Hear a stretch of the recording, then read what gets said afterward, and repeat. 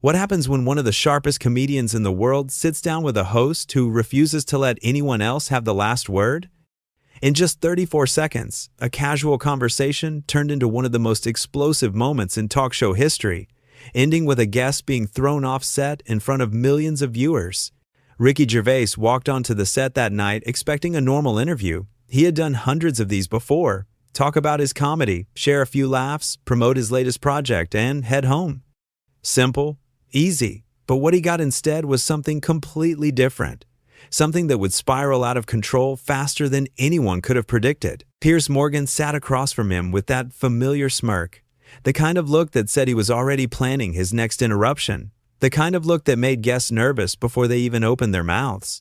But Ricky was not the type to get nervous. He had faced tougher crowds than this. He had hosted award shows where he roasted the most powerful people in entertainment. A talk show host was nothing. The interview started normally enough. Piers asked about Ricky's career, his comedy specials, his thoughts on cancel culture, standard questions. Ricky answered with his usual mix of honesty and humor. The audience laughed. Everything seemed fine, but then Piers started to push. He always did this. It was his style. Ask a question, then talk over the answer. Make a statement, then act offended when someone disagreed. And tonight, he was in rare form. "You know what your problem is?" Piers said, leaning forward with that condescending tone he loved to use. "You think you are smarter than everyone else in the room." Ricky laughed. Not a fake laugh, a genuine one, because the irony was so thick you could cut it with a knife.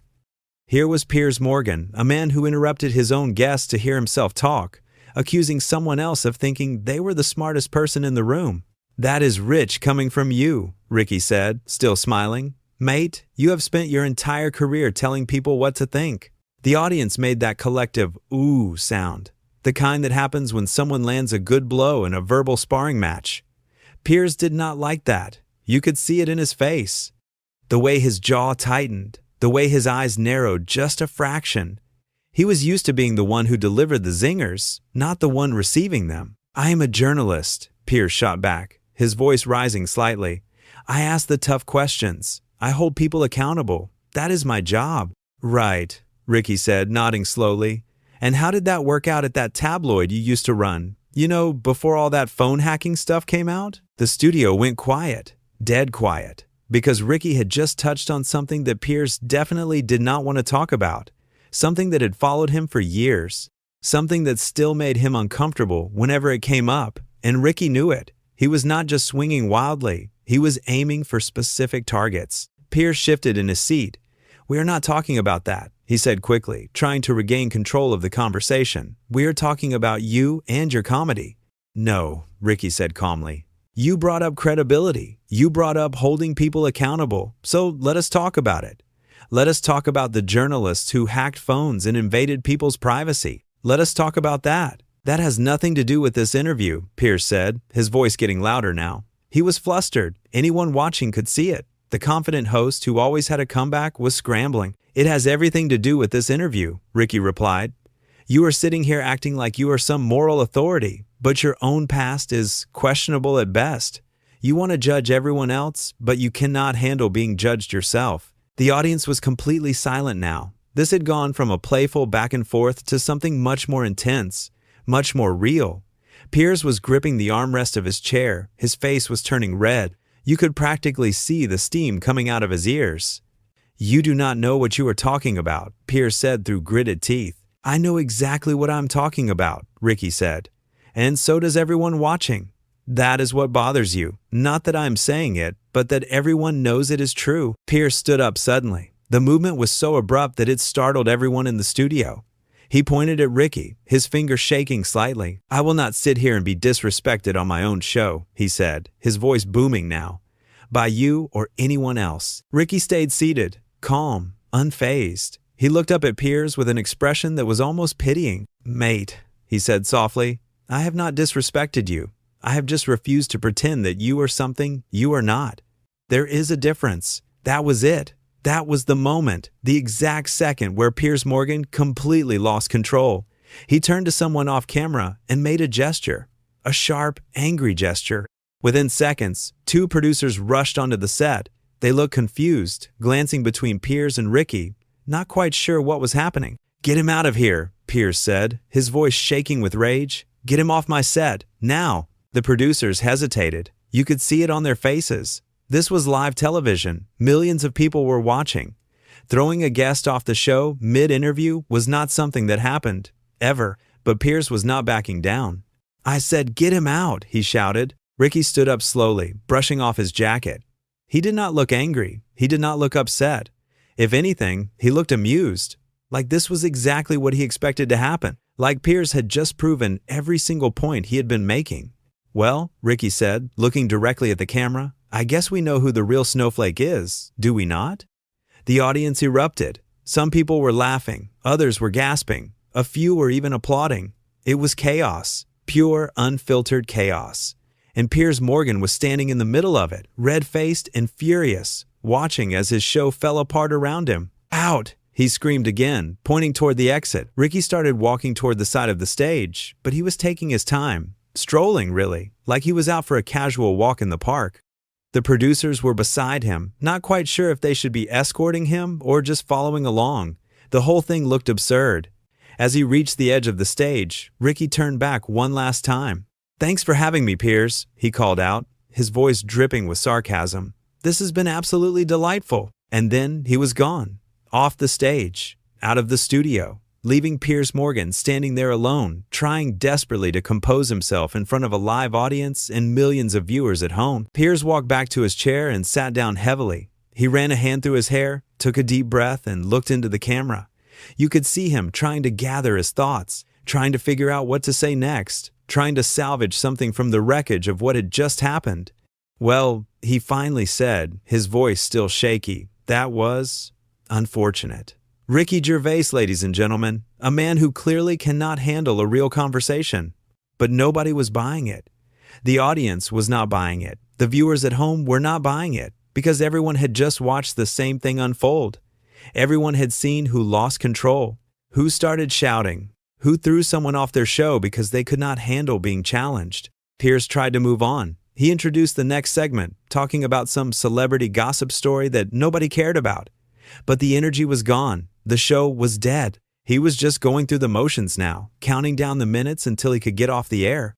But let us rewind a bit. Let us go back to the beginning of this interview, because the warning signs were there from the start. You could see this coming if you knew where to look. When Ricky first walked out, Piers greeted him with what seemed like warmth, handshakes, smiles, the usual pleasantries. But there was something off about it, something forced. Like Piers was already on edge before the conversation even started. Maybe he knew Ricky would not be an easy interview. Maybe he had heard stories from other hosts.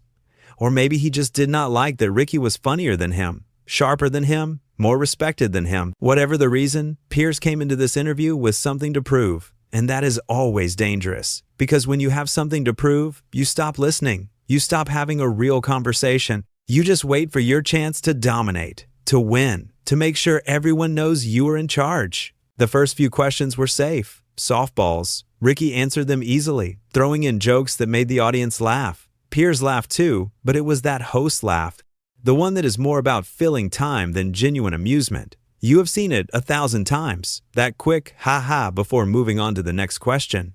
"So tell me," Piers said, settling back in his chair, "do you ever worry that your comedy goes too far? That maybe you cross lines that should not be crossed?" It was a loaded question, the kind designed to put Ricky on the defensive, to make him explain himself, to justify his art to someone who had already decided it was offensive. Ricky recognized it immediately. He had been asked versions of this question hundreds of times before. "No," he said simply. "I do not worry about that at all." Piers raised his eyebrows, clearly expecting more, waiting for Ricky to elaborate, to fill the silence. But Ricky just sat there, comfortable in the pause, letting Piers squirm. "That is it?" Piers finally said. "Just no?" "What else do you want me to say?" Ricky asked. "You asked if I worry about it. I do not. I think about it? Sure. I am thoughtful about my comedy. But worry? No. Because I know where my line is. I know what I'm trying to say. And if other people do not get it, that is their problem, not mine." "But do you not have a responsibility?" Piers pressed. "As someone with a platform? As someone with influence?" "A responsibility to whom?" Ricky shot back. "To you? To people who were never going to find me funny anyway? My responsibility is to be honest, to say what I actually think, not to make everyone comfortable. So you do not care if you offend people? I did not say that. I said I do not worry about crossing lines. Those are two different things. Of course I care about people's feelings. I'm not a psychopath. But I also refuse to let the most sensitive person in the room decide what everyone else is allowed to laugh at. Piers leaned forward, sensing an opening. But who decides what is okay to joke about? Who gets to make that call? The person telling the joke, Ricky said without hesitation. That is how comedy works. That is how free speech works. You say something, people react, and then we all move on with our lives. Nobody dies. Nobody goes to prison. We just continue existing. But some things should not be joked about, Piers insisted, his voice taking on that righteous tone. Some topics are too serious, too painful, too important. According to whom? Ricky asked. According to you? See, that is the problem with your whole argument. You want to be the arbiter of what is acceptable. You want to decide where the line is, but you do not get to do that.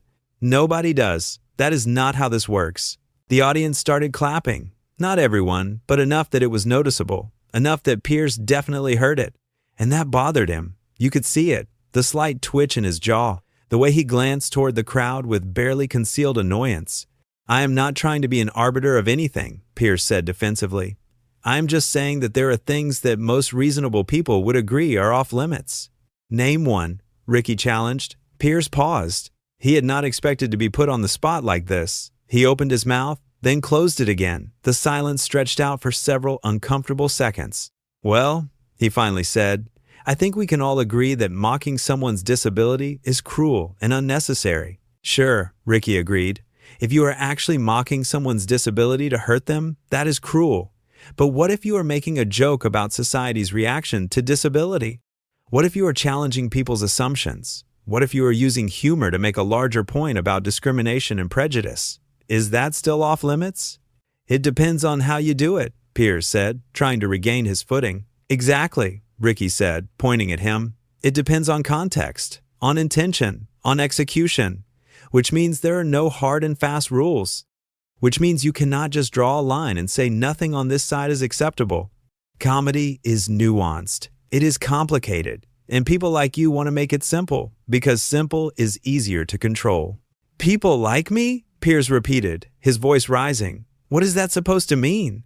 People who think they should be in charge of what everyone else thinks and says and does? Ricky explained. People who cannot stand the idea that someone might have a different opinion. People who dress up their desire for control as concern for others. That was when Piers first stood up from his chair. Not the final time. This was earlier, before things got truly heated. He stood up and started pacing, like he could not contain his frustration sitting down. I find it fascinating, Piers said, his voice dripping with condescension, that you, of all people, are lecturing me about control. You, who throws a tantrum whenever anyone criticizes your work. You, who blocks people on social media for disagreeing with you. You want to talk about not being able to handle different opinions? Ricky laughed again, that same genuine laugh. Because Piers had just walked right into another trap. Mate, Ricky said, blocking someone on Twitter is not the same as trying to get them fired, or trying to silence them, or trying to stop them from working. I am allowed to curate my own social media experience. That is not censorship. That is just not wanting to hear from idiots all day. There is a difference. So anyone who criticizes you is an idiot? Piers asked, thinking he had caught Ricky in a contradiction. No, Ricky said patiently, like he was explaining something to a child. People who criticize me thoughtfully and intelligently are fine. I can handle that. I welcome that. But people who just hurl insults or make bad faith arguments or deliberately misrepresent what I said? Yeah, I do not need that in my life. And neither do you, by the way. I have seen your Twitter feed. You block people all the time. That is different, Piers protested. How? Ricky asked.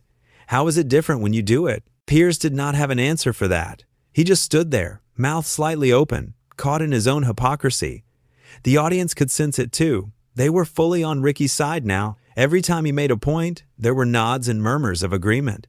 And that is when Piers made his fatal mistake. The moment where he could have laughed it off, admitted he was being a bit hypocritical, and moved on. The moment where he could have salvaged the interview and his dignity, but instead, he doubled down. The difference, Piers said slowly, his voice hard, is that I actually matter. I am a real journalist. I have broken major stories. I have interviewed world leaders. You are just a comedian, someone who tells jokes for a living. So when I block someone, it is because I do not have time for nonsense. When you block someone, it is because you cannot handle criticism. The studio went absolutely silent, because what Piers had just said was so arrogant, so dismissive, so blatantly disrespectful that even his own audience was stunned. You could have heard a pin drop. Nobody moved. Nobody breathed. Ricky sat there for a long moment, just looking at Piers. His expression was unreadable. And then, slowly, a smile spread across his face. Not a friendly smile, a smile that said, "Game over. You just lost." "You think you are better than me?" Ricky said quietly. It was not a question. It was a statement. You genuinely believe that what you do is more important than what I do, that journalism, or whatever you want to call what you do, is somehow more valuable than comedy. "It is," Piers said flatly. "Comedy is entertainment. Journalism is truth." "Truth?" Ricky repeated, his voice incredulous. "You want to talk about truth? Let us talk about all the times you have been wrong, all the times you have printed stories that were not true, all the times you have had to retract things, or apologize, or quietly edit articles. You act like you are some guardian of truth, but your track record is spotty at best." "Everyone makes mistakes," Piers said defensively. "Right. Everyone makes mistakes, including comedians. But when I make a mistake, I just told a bad joke.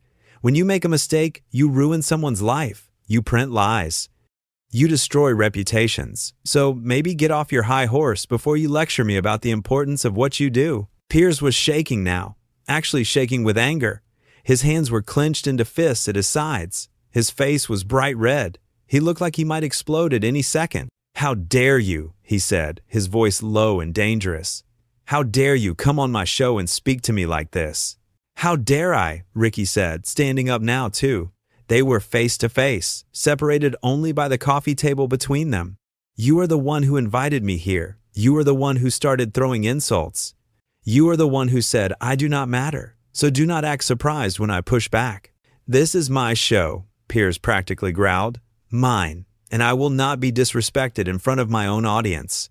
"Then maybe you should not disrespect your guests," Ricky said calmly. "Maybe you should treat people with the same respect you expect from them." Wild concept, I know. And that was when Piers completely snapped.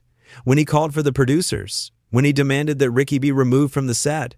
When everything fell apart in spectacular fashion. As the producers approached, Ricky turned to the audience one more time. "You all saw this, right?" he said, gesturing at Piers. "You all saw what just happened?" He could not handle a conversation. He could not handle being challenged. "So, he is throwing me out. Remember that the next time he acts like he is some champion of free speech. Remember that he only supports free speech when people agree with him." "Get out," Piers screamed, his voice cracking slightly. And Ricky did. He walked off that stage with his head held high, while Piers Morgan stood there in the ruins of his own making, having just proven every single point his guest had made about him. The camera stayed on Piers for a few seconds after Ricky left, and in those few seconds, you could see everything. The anger, the embarrassment, the realization that he had just made a massive mistake in front of millions of people. He tried to compose himself, tried to put on that confident host persona again, but it was too late. Everyone had seen behind the mask. Everyone knew what kind of person he really was when things did not go his way. This was not an interview anymore. It was not even a debate. It was a complete and total meltdown. And the worst part for Piers was that it was entirely his own fault. He let his ego get the better of him. He let his need to be right, to be important, to be respected, override his common sense. And in doing so, he handed Ricky Gervais the greatest victory possible. He made him look reasonable, calm, and collected, while he himself looked like a petulant child throwing a tantrum. The remaining minutes of the show were painful to watch. Piers tried to continue, tried to pretend nothing unusual had happened, but the energy was gone. His co-host looked uncomfortable. The audience was restless, and viewers at home were already taking to social media to share their thoughts on what they had just witnessed. Because that is the thing about moments like this. They take on a life of their own. They spread. They get analyzed and debated and memed. They become part of the cultural conversation. And no matter what Piers Morgan said or did after this, no matter how he tried to spin it or justify it, this moment would follow him. This moment would define him. He had walked into this interview thinking he would expose Ricky Gervais as an arrogant comedian who could not handle real questions.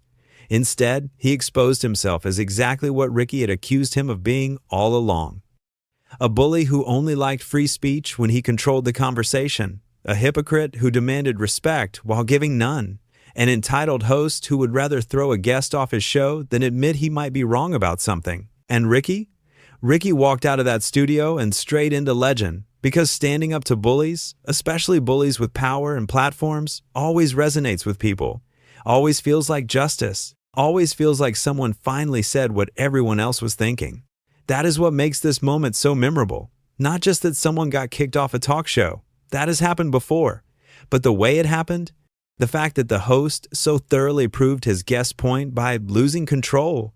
The fact that millions of people watched in real time as someone's ego destroyed them. Piers Morgan wanted to be the star of this interview. He wanted to be the one everyone talked about afterward. And he got his wish. Just not in the way he hoped.